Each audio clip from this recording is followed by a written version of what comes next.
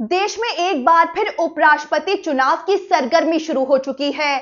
चुनाव आयोग ने इसकी प्रक्रिया को औपचारिक रूप से शुरू कर दिया है और रिटर्निंग ऑफिसर की नियुक्ति कर दी गई है।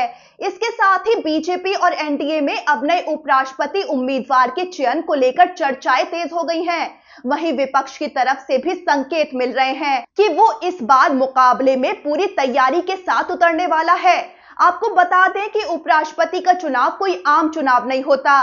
इसमें लोकसभा और राज्यसभा के कुल 782 सांसद वोट डालते हैं। इनमें से करीब 425 सांसद एनडीए खेमे के हैं, यानी संख्या बल के लिहाज से बीजेपी के उम्मीदवार की जीत लगभग तय मानी जा रही है। शायद यही वजह है कि इस बार सत्ता पक्ष पूरी रणनीति और आत्मविश्वास के साथ आगे बढ़ रहा है। लेकिन इस बार बीजेपी एक बड़ा सबक लेकर आई है और वो सबक है जगदीप धनखड़ के कार्यकाल से। 21 जुलाई को संसद के मॉनसून सत्र के पहले ही दिन जगदीप धनखड़ ने उपराष्ट्रपति पद से अचानक इस्तीफा दे दिया, जिससे ये पद खाली हो गया। फिलहाल राज्यसभा की कार्यवाही उपसभापति हरिवंश देख रहे हैं, लेकिन क्या वजह रही कि धनखड़ ने इस्तीफा दे दिया? असल में उसी दिन यानी 21 जुलाई को धनखड़ ने विपक्ष की तरफ से लाए गए एक विवादास्पद नोटिस को स्वीकार कर लिया था। ये नोटिस था जस्टिस यशवंत वर्मा को हटाने के लिए। इसे लेकर सत्ता पक्ष में भारी नाराजगी देखने को मिली, क्योंकि इससे लोकसभा में द्विदलीय सहमति की जो कोशिशें चल रही थी वो लगभग पटरी से उतर गईं। इसी विवाद के कुछ ही घंटों बाद धनखड़ ने पद छोड़ दिया। यहीं से एक नई बहस शुरू हो गई कि क्या बीजेपी का धनखड़ प्रयोग असफल रहा।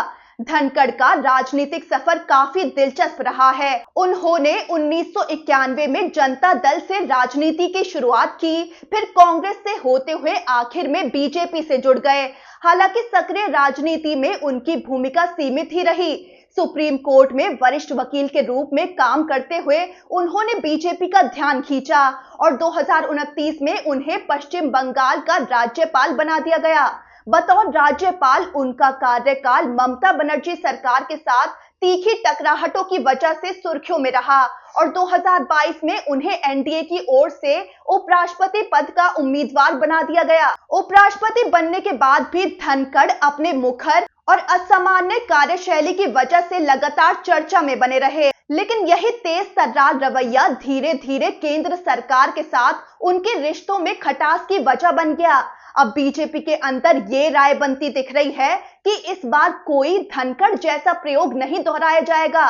पार्टी अब एक अनुभवी, संगठन से जुड़े और राजनीतिक रूप से भरोसेमंद चेहरे को प्राथमिकता देना चाहती है। तो क्या बीजेपी इस बार अपने किसी वरिष्ठ नेता को मैदान में उतारेगी? संभावित नामों में जेडीयू के सांसद और राज्यसभा के उपसभापति हरिवंश का नाम चर्चा में है। उन्होंने पिछले 7 वर्षों में राज्यसभा की कार्यवाही को अच्छे तालमेल के साथ चलाया है और सरकार के विधायी एजेंडे में सहयोग दिया है। आपको बता दें कि उपराष्ट्रपति देश के दूसरे सबसे बड़े संवैधानिक पद पर होता है और राज्यसभा का पदेन सभापति भी होता है।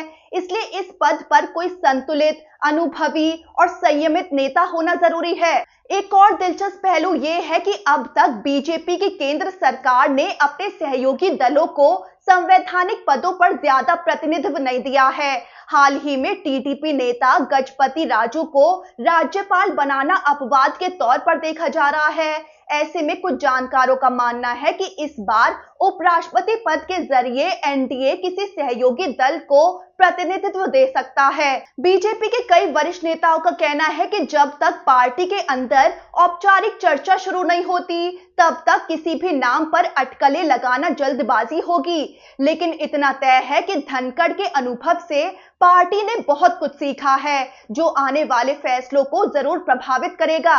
इस बीच बिहार में कुछ महीनों में चुनाव होने वाले हैं और अगले साल पश्चिम बंगाल, तमिलनाडु, केरल और असम जैसे बड़े राज्यों में भी विधानसभा चुनाव होने हैं। ऐसे में सामाजिक और क्षेत्रीय समीकरणों को ध्यान में रखकर ही बीजेपी उपराष्ट्रपति उम्मीदवार तय कर सकती है। उधर विपक्ष भी इस बार मुकाबले में उतरने को तैयार है। भले ही जीत की संभावना कम हो, लेकिन वो इस चुनाव के जरिए एक मजबूत राजनीतिक संदेश देना चाहता है। 2022 में भी विपक्ष ने मार्गरेट आल्वा को मैदान में उतारकर एनडीए के खिलाफ चुनाव लड़ा था। वहीं इस पूरे चुनाव की जिम्मेदारी अब रिटर्निंग ऑफिसर पीसी मोदी को सौंपी गई है, जिनकी नियुक्ति चुनाव आयोग ने कानून और न्याय मंत्रालय से परामर्श और राज्यसभा उपसभापति की सहमति के बाद की है। उनके साथ गरिमा जैन और विजय कुमार को सहायक रिटर्निंग ऑफिसर नियुक्त किया गया है। तो कुल मिलाकर उपराष्ट्रपति चुनाव सिर्फ एक औपचारिक प्रक्रिया नहीं है, बल्कि एक बड़ा राजनीतिक संकेत बन चुका है। क्या बीजेपी इस बार सेफ गेम खेलेगी? क्या विपक्ष कोई चौंकाने वाला चेहरा लाएगा? और क्या धनखड़ के विवादित कार्यकाल से कोई नई रणनीति निकलेगी? इन सवालों के जवाब तलाशने के लिए सभी की नजरें टिक गई हैं।